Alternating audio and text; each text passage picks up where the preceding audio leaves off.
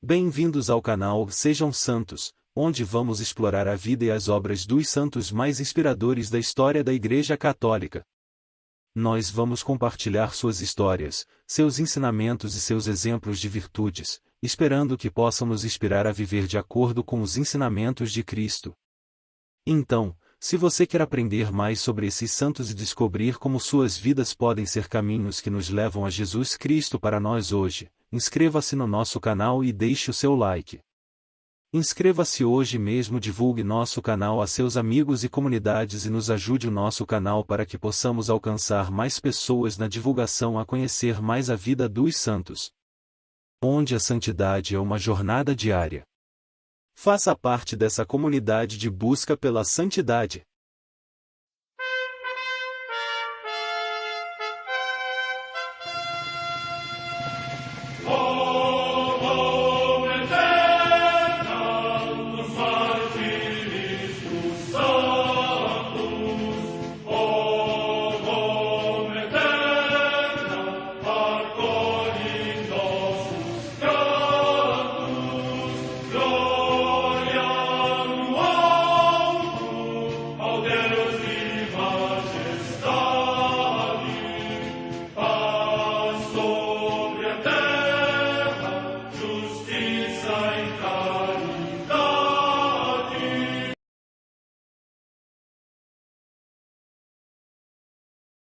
Ler a vida dos santos desperta em nós o desejo de seguir a Cristo. Através de suas vidas podemos aprender as virtudes, a sabedoria e o amor de Deus. Cada santo nos oferece um modelo de vida a ser imitado, como diz São Paulo na carta aos Hebreus, capítulo 12, versículo 1. Estamos rodeados por uma nuvem de testemunhas. A Igreja foi fundada por nosso Senhor Jesus Cristo não apenas como uma instituição, mas uma autêntica família. Os santos mártires, confessores, doutores, as virgens, os santos pastores e todos os demais santos são realmente nossos irmãos que nos precederam no caminho da fé e já estão no céu, para onde também iremos nós, pela graça de Deus.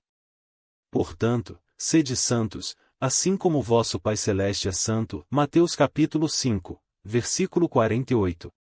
Hoje, dia 28 de julho, celebra a Igreja a vida dessa grande Santa Afonsa da Imaculada Conceição. A Santa Madre Igreja celebra também nesse dia os santos. Comemoração dos santos Prócoro, Nicanor, Timão, Pármenas e Nicolau prosélito de Antioquia, os quais pertencem ao grupo dos 7 que, cheios do Espírito Santo e de sabedoria, foram escolhidos pela multidão dos discípulos e sobre quem os apóstolos impuseram as mãos para o serviço dos necessitados. Em Roma, São Vítor I, Papa, africano, que estabeleceu que o dia da Páscoa fosse celebrado em toda a Igreja no domingo a seguir à Páscoa judaica. Morte no ano 200. Comemoração de numerosos mártires, que, na Tebaida do Egito, padeceram durante a perseguição dos imperadores Décio e Valeriano. Vendo que os cristãos desejavam com ardor morrer ao fio da espada pelo nome de Cristo, os astuciosos inimigos, mais empenhados na morte das almas que dos corpos, foram prolongando os suplícios de morte lenta. Morte no ano 250. Em Mileto, na Cária, na odierna Turquia, Santo Acácio, mártir no tempo do imperador Licínio. Morte entre os no 308311. Em Milão, na Ligúria, atualmente na Lombardia, região da Itália, os santos Nazário e Celso, mártires, cujos corpos foram encontrados por Santo Ambrósio. Morte no ano 395. Em Troyes, na Gália, hoje na França, São Camiliano, bispo, que foi discípulo de São Loupo e seu sucessor. Morte no século VI. Em Dólar, na Bretanha Menor, também na atual França, São Sansão, abade e bispo, que difundiu por todo o território da Domnoné o Evangelho e a disciplina monástica que aprenderá do abade Santo Iltudo, no país de Gales. Morte no ano 565.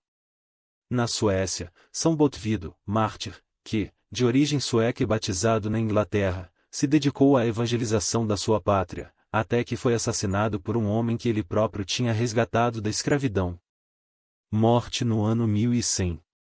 Em Nishizaka, localidade de Nagasaki, no Japão, o beato Miguel Kozuriya, mártir. 1633. Em Nanjing, cidade do Tonkin, no atual Vietnã, São Melchior Garcia Sampedro, bispo da Ordem dos Pregadores e mártir, que, por Cristo foi encerrado numa estreitíssima prisão e, por ordem do imperador Tu Duc, morreu dilacerado. Morte no ano 1858. Em Madrid, na Espanha, São Pedro Poveda Castroverde, presbítero e mártir, que fundou o Instituto Teresiano para a divulgação da doutrina cristã e, no início da perseguição contra a Igreja, foi morto em ódio à fé, oferecendo a Deus um insigne testemunho. Morte no ano 1936.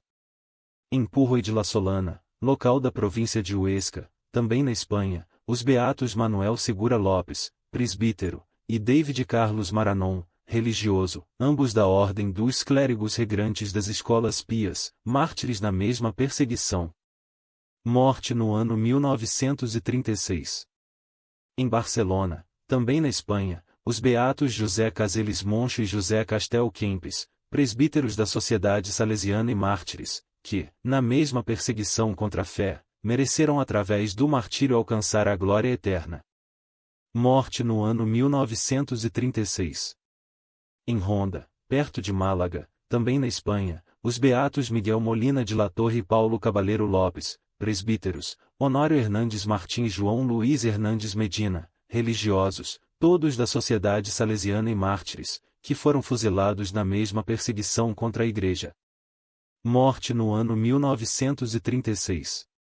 Em Madrid, também na Espanha, os beatos mártires Sabino Hernandes Lazo, presbítero da Sociedade Salesiana, e Miguel Leibar Garay, presbítero da Companhia de Maria, que morreram como vítima por Cristo na mesma perseguição contra a fé cristã.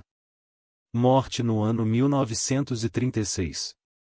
Na Estrada Madrid-Valência, também na Espanha, os beatos Pedro Alonso Fernandes, Primitivo Sandiminambres, Lourenço Arribas Palácio e Froilão Laneiro Viladangos, presbíteros da Ordem de Santo Agostinho e mártires, que, durante a perseguição religiosa, consumaram o seu martírio fuzilados junto ao muro do cemitério em ódio ao sacerdócio.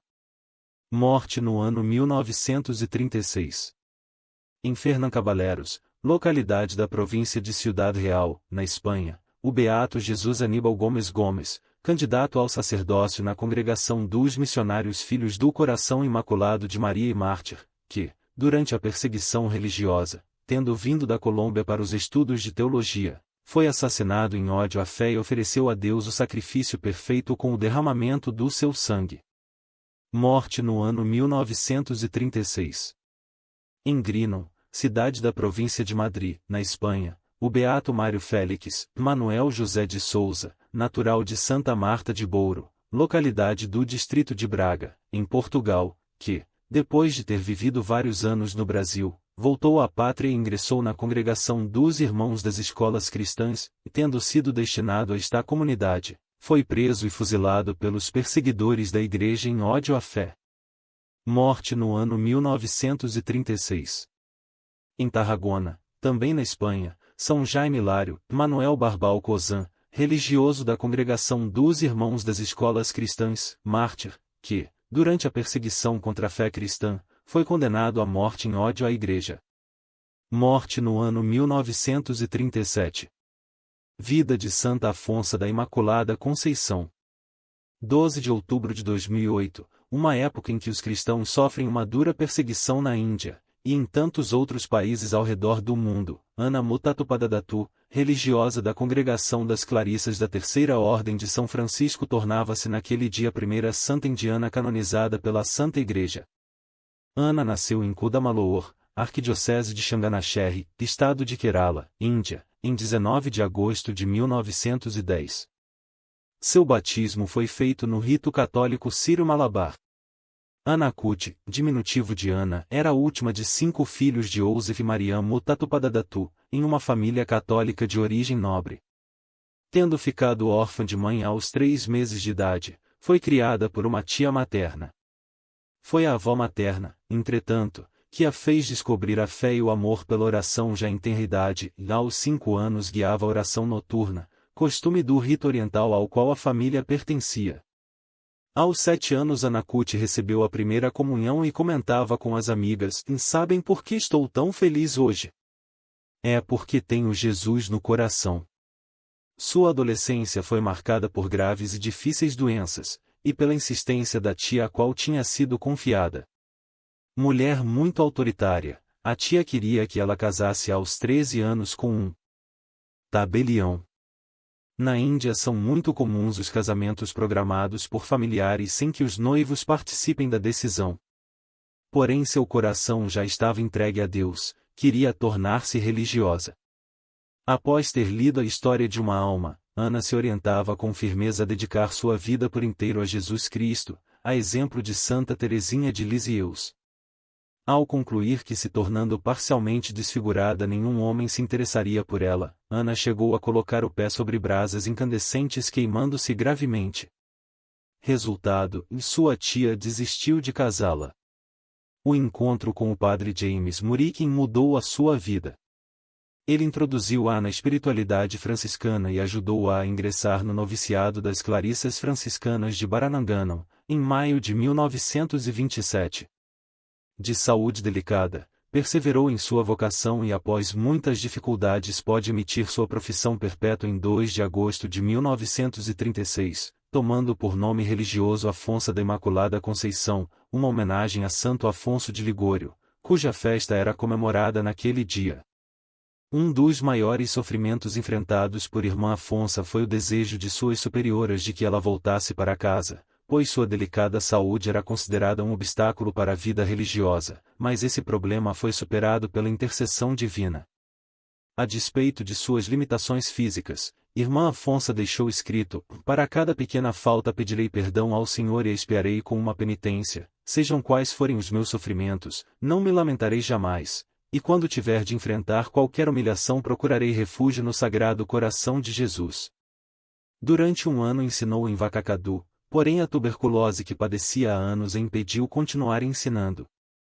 Consciente da situação manteve-se muito reservada e caridosa com todos, procurando não pesar à comunidade, sofria em silêncio tanto as hostilidades que não faltaram, como as doenças, que os exames feitos não especificavam quais eram. Irmã Afonsa havia escolhido como caminho para sua santificação a pequena via de Santa Teresinha do Menino Jesus. Em 1945 a doença se agravou violenta e incontrolável, um tumor estendido por todo o organismo transformou seu último ano de vida em uma contínua agonia. Em meio aos seus sofrimentos, ela dizia: eu sinto que o Senhor me destinou para ser uma vítima, um holocausto de sofrimento. O dia em que não tenho sofrimento é um dia perdido para mim. Santa Afonsa considerava toda a sua vida como um holocausto a Deus, oferecia a cada sofrimento ao Sagrado Coração de Jesus. Concluiu sua vida entre grandes dores, vividas com grande resignação, e, encomendando serenamente sua alma a Deus, pronunciou os nomes de Jesus, Maria e José. Era o dia 28 de julho de 1946, Irmã Afonsa tinha apenas 35 anos. Um médico pagão, depois de haver visitado Irmã Afonsa, manifestou a um amigo sua grande admiração e assombro pela serenidade e alegria com que a religiosa suportava os grandes sofrimentos causados pelo tumor espalhado por todo o seu corpo. A explicação desta atitude alegre diante da dor nola da alma companheira sua e sacrifício, amor de Deus e do próximo, são estes os elementos que devem santificar a vida, e esta é a mensagem que Irmã Afonsa lança ao mundo moderno, à Igreja e à Pátria. Sua curta vida de religiosa Clarissa deixou a lembrança de uma existência santa, a fama de sua santidade se espalhou de um modo impressionante após sua morte. Todos os anos numerosas peregrinações, não só de católicos, dirigem-se à sua sepultura em Barananganam, perto de Kottayam, para rezar e pedir graças, atraídos pela pureza de sua jovem vida de tanto sofrimento e seu poder de cura. Monsenhor Sebastião Valopilili, bispo de Telixerre, Índia, que conheceu muito bem a santa, percebeu o valor incalculável e atual da mensagem da Irmã Afonsa para o mundo de hoje, e a dor não é um mal, as provações e dificuldades da vida, aceitas e sofridas com alegria por amor de Deus, obtêm méritos, e, para adquiri-los, não é necessário realizar ações extraordinárias que chamem a atenção, as cruzes diárias, abraçadas com alegria por amor de Deus, exaltam a vida cristã e nos permitem adquirir grandes méritos. Irmã Afonsa, Durante sua breve vida, não fez grandes e extraordinárias ações do ponto de vista humano, porém sua mensagem é facilmente perceptível na Índia. Ela imprimiu a este ensinamento a luz sobrenatural do Evangelho. Em 1955, o bispo de Palá iniciou o processo diocesano para sua beatificação. Beatificado em 8 de fevereiro de 1986 por João Paulo II na Índia, em Kottayam, foi canonizada por Bento XVI em 12 de outubro de 2008. No momento da canonização, ocorrida no Vaticano, numerosos católicos reuniram-se junto a seu túmulo em Barananganam. Santa Afonsa da Imaculada Conceição, rogai por nós.